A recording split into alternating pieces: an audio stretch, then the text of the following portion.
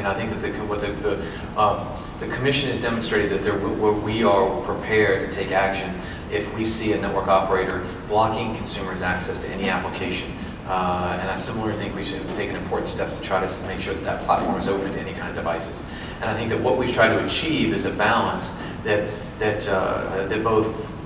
rewards infrastructure investment, but that makes sure that that infrastructure investment to invest in that platform means that that platform has to still be open to any kind of application and any kind of device to attach to it. But that not unlike the old Carter phone rules that we originally applied on the telephone network, which actually led to people having all kinds of innovation investment for network equipment on the telephone side, and ultimately led to people being able to use dial-up modems to be able to use it over the telephone network. And I think that preserving that kind of openness on the edges of the platform is critical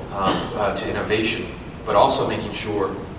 that you don't overimpose regulations like the wholesale kind of regulations, the price controls that were put in place, which actually discourage investment in the underlying network infrastructure. I think there's a way to achieve both, and I think that we've actually balanced both in a way that is a benefit to innovation on the edges and have been a benefit to the network itself. One of the things that I think is critical when you talk about the approach the Commission has brought to it recently is if you look at where we were, 4, 6, 8 years ago, the network